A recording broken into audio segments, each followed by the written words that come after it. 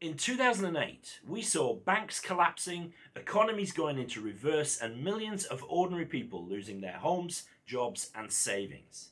At the heart of the catastrophe was banking deregulation. This created a kind of financial Wild West where unchecked risk-taking and a loosening of consumer protections led to devastating consequences. Oh, the promise had been clear enough: loosen the red tape and you'll get prosperity and growth. But instead, we got chaos and the nearest thing to a complete financial meltdown since the Great Depression of the 1930s. That was 2008, and now 17 years later, I'm getting deja vu. Hi and welcome back to the channel. My name is Pete Matthew and I'm a chartered financial planner based here in the UK. And this video is brought to you by Meaningful Academy. More on that a little bit later. A few weeks ago, the UK government announced something they call the Leeds Reforms. It's a collection of proposals with worthy-sounding intentions of enhancing business growth, boosting investment opportunities for retail investors like you and me, and rewiring the financial system, lowering regulatory barriers to help stimulate investment. But history has a habit of repeating itself, and I wonder if we're setting the stage for another financial crisis in the future by ignoring some key lessons we swore never to forget. Here's a little bit of history for you. Back in 1933, after the Wall Street crash and in the teeth of the decade-long Great Depression, the United States introduced something called the Glass-Steagall Act. This piece of legislation kept everyday banking separate from the much riskier world of investment banking. And that firewall between the two stood for decades until it was rolled back in 1999. Paving the way for the excesses that helped fuel the 2008 crash. In a textbook example of shutting the stable door after the horses bolted, the UK finally introduced this ring fencing after the 2008 crisis.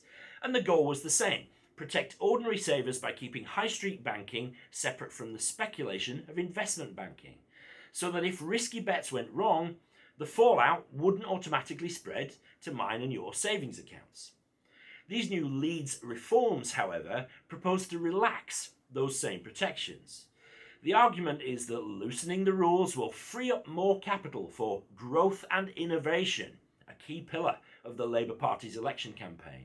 But I think that weakening the ring fencing risks reopening the very vulnerabilities it was designed to prevent, leaving ordinary customers once again swimming in the turbulent waters of global finance. My friend and finance journalist Robin Powell calls this regulatory amnesia. I'll put a link to a brilliant article by Robin down in the description. I've been doing my job long enough to remember the birth of modern financial services regulation. Before it came in, consumers were being systematically ripped off. That's what the regulation was crafted to stop. But it seems that now that financial services is generally a much better place for ordinary consumers, the government is forgetting why the regulation was put in place, and they want to pare it back, putting a positive spin on that by calling it reducing red tape. Now, don't worry, I don't think there's an imminent fallout from all this, but I am concerned that if they loosen rules which are working to protect us, it's going to take another full-blown crisis to tighten those rules back up again. Another aspect of the Leeds Reforms which worries me is a continuation of the government's goal of funneling your pension money into private equity and private credit investments.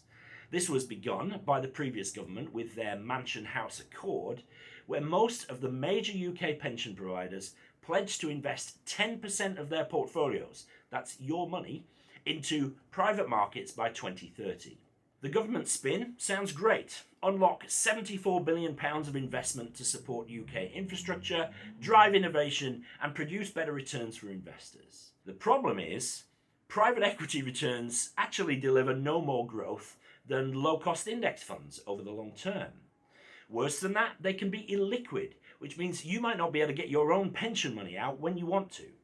And they're very complex and expensive. Really, there's no upside to you, the investor.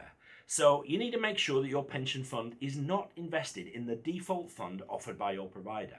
Instead, take control over your own pension money. And if you want to learn how to do that, how to build a portfolio which is simple, low cost, and easy to manage, check out Meaningful Academy Build Wealth. This is my one-stop shop for learning everything you need to know and everything you need to do to create financial security for you and your family. You don't need to hire a financial advisor, and you don't need an economics degree to learn this stuff. Anybody can do it, and Meaningful Academy Build Wealth is my most distilled and focused learning on the subject. So check out all the benefits at meaningfulacademy.com/buildwealth, and if you think it's for you, use the coupon code YouTube for a discount. There's a 30-day guarantee, so if you pay the one-off cost and you don't think it's for you, just let me know within 30 days and I'll send your money back to you. I'll see you on the inside. There's a bit more in the Leeds Reforms to be concerned about, but we're going to end with one good thing to come out of it all. So let's go through all that really quick. The Financial Ombudsman Service is going to be changed and compensation levels are going to be reduced. Really, that simply means less protection for consumers if ever the industry gets it wrong. Mortgage lending limits are being relaxed. There's going to be more lending at, I kid you not, 4.5 times income and maybe even more. That just can't be a good thing. It's going to lead to rising house prices for everybody, which makes for nice tabloid headlines. But people borrowing money to buy those houses are going to end up with a much higher debt ratio to their income. Banks are going to be allowed to give so-called targeted support to savers. This means that if you've got money in a savings account, you're going to get sales calls suggesting that you might like to move that money into stocks and shares type investments. Now, that's not a bad thing in principle, and the goals are admirable enough. The government wants to lift the UK from its bottom spot as the country with the lowest retail investment rates in the G7.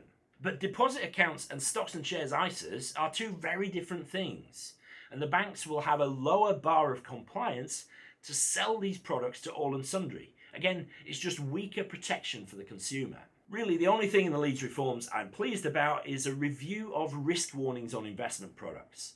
We're going to be moving to a focus on informing, not just warning. Risk is such a misunderstood thing. Anything that can make it more accessible and better understood is good news. Stay tuned for a video on that pretty soon. Look, there's not much actionable stuff here except to say that the person most concerned with your long-term financial health is you. The government doesn't care about you, just its own agenda. The financial services industry doesn't care either, but you care about you. I think you're all right too. But you need to take this stuff into your own hands. So if you're not subscribed to the channel, press the button below to do that now and maybe drop a like for this video while you're at it. Look, I've had a quiet year on the video front, but that changes now.